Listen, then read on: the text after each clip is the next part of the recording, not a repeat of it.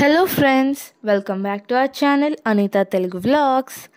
కమ్మని బెల్లం పరమాన్నం క్విక్గా టేస్టీగా ఎలా తయారు చేయాలో చూద్దాం. కావలసిన ఇంగ్రీడియంట్స్: 1 కప్ రైస్, 1/3 బెల్లం, 6 కప్స్ మిల్క్, కాజు, 2 ఇలాచీ.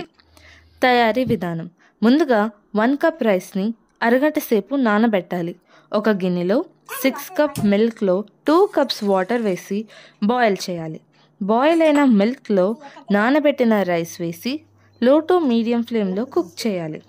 రైస్ మెత్తగా ఉడికిన తర్వాత స్టవ్ ఆపి వేరే ఒక గిన్నెలో బెల్లం తీసుకొని టేస్ట్ ఎన్హాన్స్ అవ్వడానికి కోసం అందులో 2 టీ స్పూన్స్ షుగర్ వేసి అవి కరగడానికి కొద్దిగా వాటర్ వేయాలి.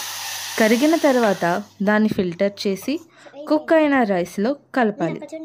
వేరే ఒక గిన్నెలో నెయ్యి తీసుకొని నెయ్యిలో కాజు వేయించి పరమాన్నంలో వేసి కొద్దిగా ఇలాచీ పొడి వేసి కలపాలి. అంతే, ఎంతో టేస్టీగా రుచిగా ఉండే బెల్లం పరమాన్నం రెడీ.